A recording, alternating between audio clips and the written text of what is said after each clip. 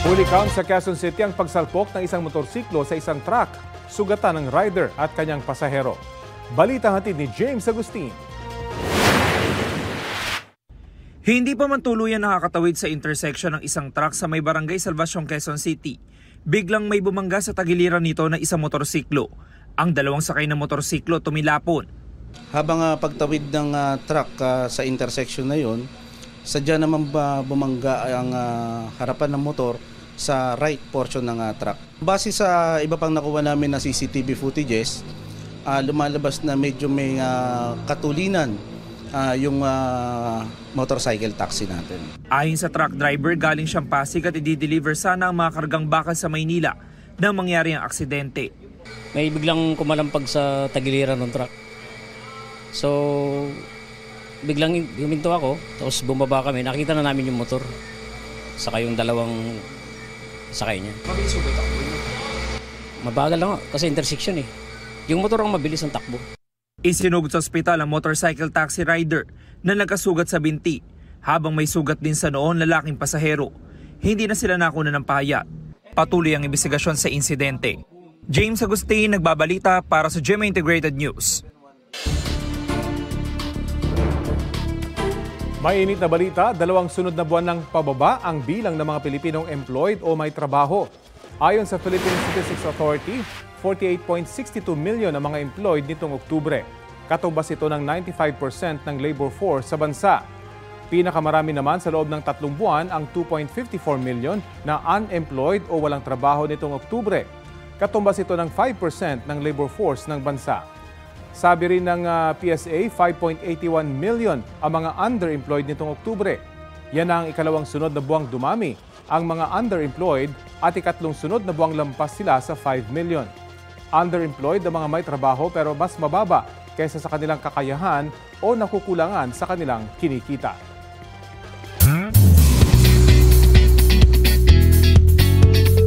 Happy Wednesday mga mare at pare! From housemate to house guest ang atake ng island ate ng Cebu na si Shuvi Etrata. Pag sabi talaga na babalik ako ng PBB, sabi ko talaga, oh my gosh, free my schedule. Nax, may schedule na. Iba rin. Si Shuvi nga ang bagong house guest sa bahay ni Kuya. Sa kanyang pagpasok, nakitsikahan niya ang housemates tungkol sa kanilang pananatili sa bahay ni Kuya. Inatas din sa kanya ang pagiging host sa talk show na Bakit Ba with the Housemates? Ang kanyang task, ibahagi ang tanong ng isa't isa sa ngayoy magkahiwalay na grupo ng housemates. Pinaghiwalay at pinagbawalang makipag-usap sa isa't isa ni Kuya ang boys at girls dahil raw sa hindi komportableng mga biro. Saan kaya mapupunta ang palitan ng mga tanong at sagot ng housemates? Sabay-sabay natin yang alamin Mondays to Fridays tuwing 9:40 p.m., 6:15 p.m. during Saturdays at 10:05 p.m. on Sundays.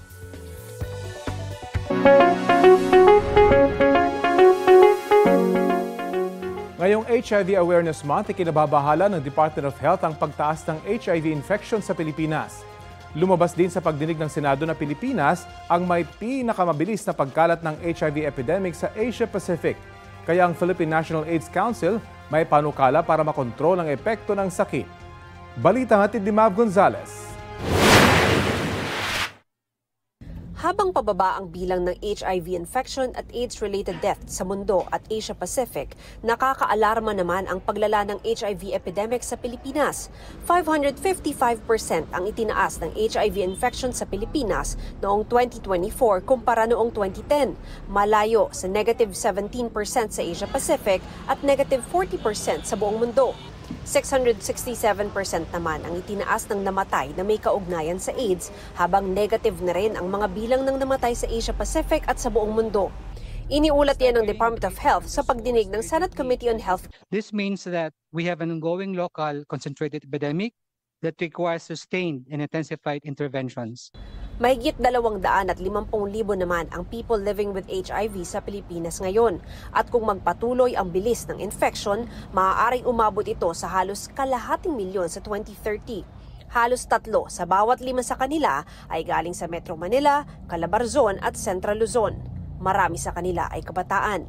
Half of all confirmed HIV cases were among individuals aged 25 to 34 years old, while 30% fall within 15 to 24 age group. HIV continues to disproportionately affect younger populations.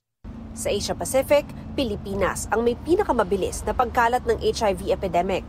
From July to September 2025 alone, DOH recorded 5,583 new cases, 30% of them under 18. May isang 7 taong gulang na bata mula sa South Cotabato ang nagpositibo sa HIV. Di umano hindi inborn.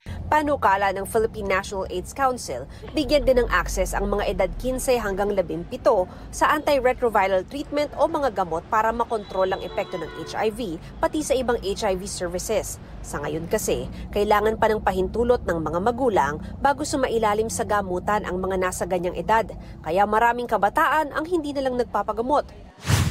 Kaugnay sa problema sa gastos, nasa proseso na ang PhilHealth sa pagsama sa kanilang packages ng HIV screening, diagnostics, treatment at preventive care. Sa Quezon City naman, nakikipag-ugnayan na ang City Hall sa mga paaralan para turuan ang mga kabataan ukol sa HIV. Mataas kasi ang mga bagong kaso ng HIV sa mga edad 14 hanggang 24. Bagaman sexual contact ang karaniwang paraan ng pagkahawa sa HIV, sabi ng DOH, kailangan ding tutukan ang mga sanggol na ipinapanganak ng inang may HIV kaya may HIV rin. Mav Gonzalez nagbabalita para sa GMA Integrated News.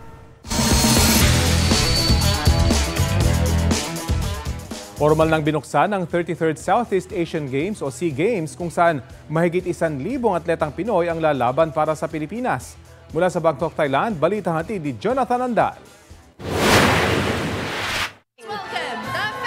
Taas noo ang mga atletang Pilipino na pumarada sa 2025 SEA Games opening ceremony sa Bangkok, Thailand kagabi. Iwinagayway ang bandera ng Pilipinas nina rising tennis star Alex Ayala at Brian Bagunas ng Alas Pilipinas. Suot ng nasa 200 atleta at sports officials ang modernong barong na gawa sa abaka, pinya, water hyacinth, kawayan at saging na obra ng Filipino designer na si Avel Bacudio.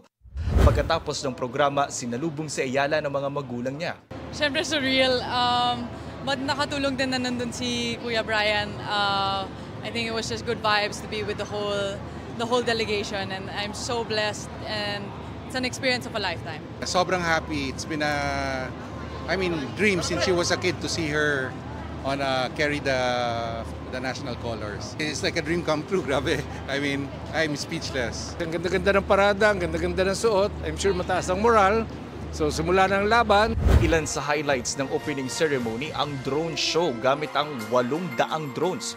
Nagpamanghari ng mga water-based performances o yung mga pagtatanghal sa mismong tubig. Itinakbo ng torch na may apoy at ilaw at lasers ang naghudyat ng pagbubukas ng SEA Games. Ang mismong hari ng Thailand ang nag-anunsyo ng pagbubukas ng torneo. Jonathan Andal, nagbabalita para sa GMA Integrated News.